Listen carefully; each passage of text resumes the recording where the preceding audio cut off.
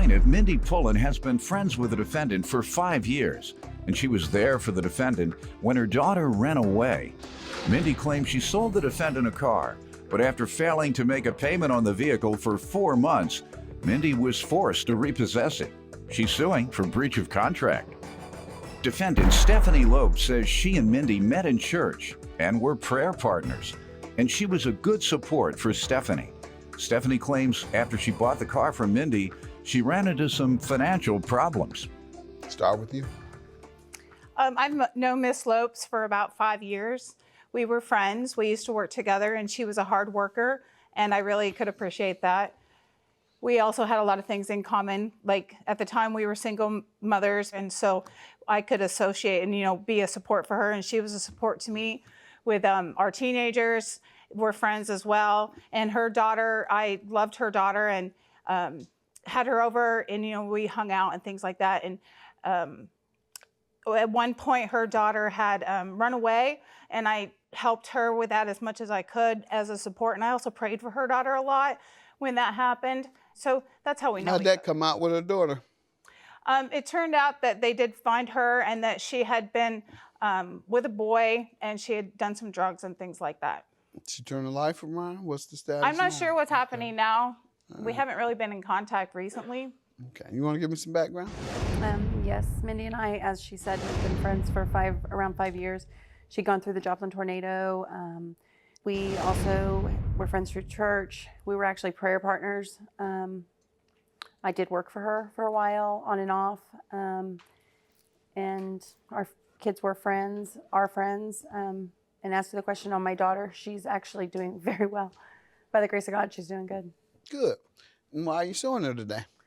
I sold her a car in June for $1,545, and we agreed on terms, and I have a contract that we had written up that she was going to pay $100 a week, and those were her terms. That's what she thought that she could afford.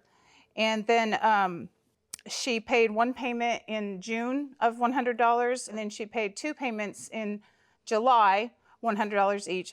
And then she had stopped paying, and she would promise to pay but would never come through with the payments. And I have texts that relate to that as well. And then she stopped communicating with me, and I thought I had the wrong phone number because she would never respond. She moved and blocked me from all social media, so I didn't know where she was.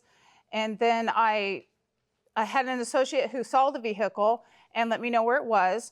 And so I went to repossess it after one more attempt of seeing if she would make payments on it. And how long did she keep it while not paying? Well, she didn't pay for about 4 months. The Okay. total was 6 months. And I took the car back. I didn't let Miss Nopes know that I was going to. I just took the vehicle, and then found out that the phone number did work because she right away started to text and call me.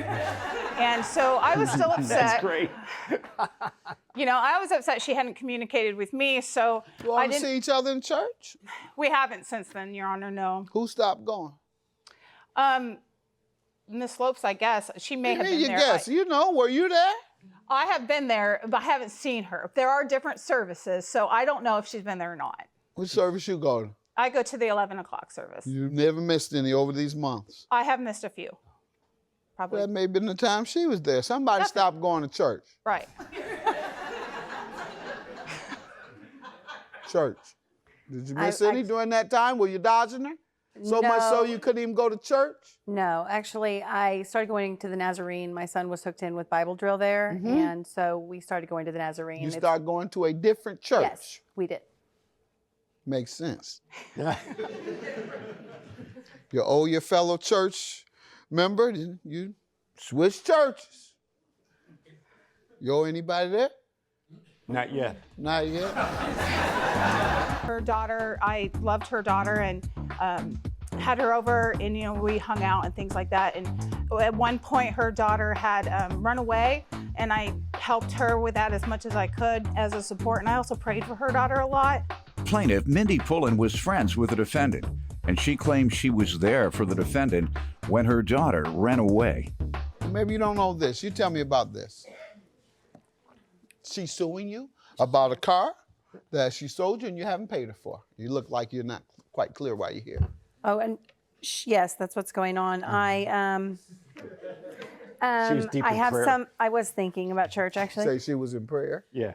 No, I was not. Make fun now. You can get struck by lightning. You stand over there. I did bring some was evidence serious also. because that's what people do. They will owe the other person at the church and switch churches for because of that. I'm telling you. Go ahead. That's what they do at Irish churches. I'm telling you what I know. Mm. I haven't had to move yet.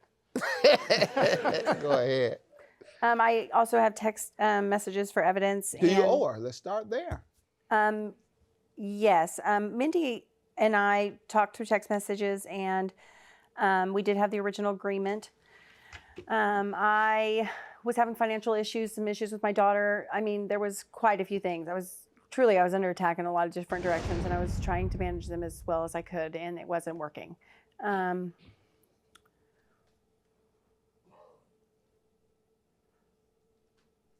Have a defense to not paying her?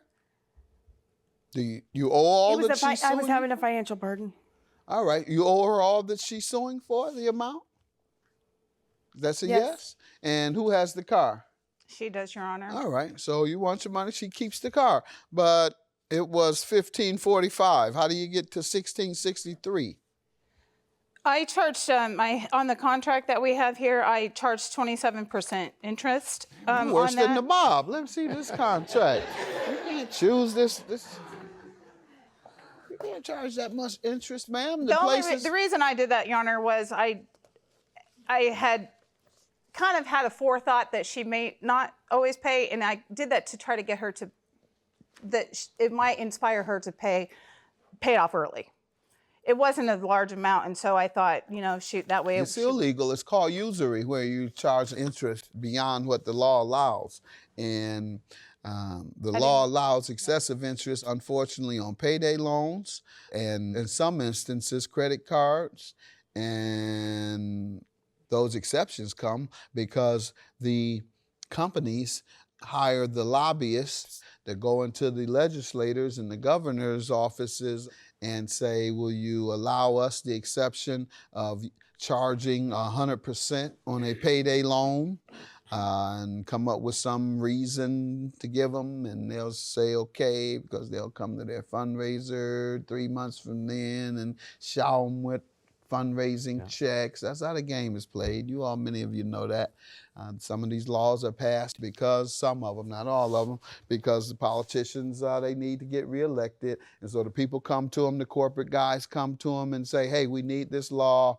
And they don't necessarily say here back and forth. That's illegal. That's bribery. Instead, they'll just know in their mind, okay, if I pass this law, I can hit this guy up later on when it's campaign time, and he knows the game. He'll give me a check.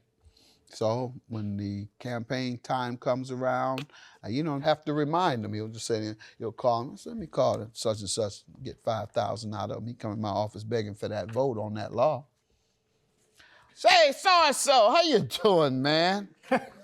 Haven't seen you around Capitol Hill lately. I haven't seen you. Yeah, no, I've been working hard. Well, listen, I'm up for re-election, and just wondering if you could help me out a little so I can get back in office. And you can always count on me. Yeah, you're right. Yeah, you're right. You're one I can count on. Okay, what you need? Just $5,000. Okay, that's no problem. Where you want me to send it? I send it to the campaign office. It's illegal to send it to my office, and I can't touch it. And so just send it to the campaign office. They'll put it in the account. Hey, when do you want to play a little golf, man? Oh, we'll play tomorrow, because I got some more stuff I want to ask you for.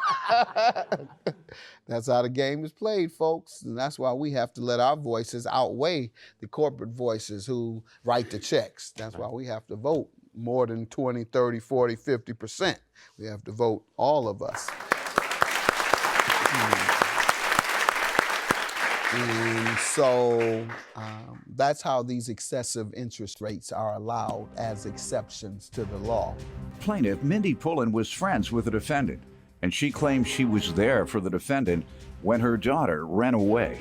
But there's no exception between fellow citizens engaging in financial transaction, and the law on average allows probably between 10 and 12% depending on the state. So I'm going to pick a nominal amount of 10% that I'll allow you to charge in interest. That's $154 plus the $1,545. That's how much? $16.99. But she's paid how much? $300. So $16.99. The total was $16.99 including interest, minus the $300, meaning she owes $13.99. All right, that's your judgment. $13.99. Have a good day.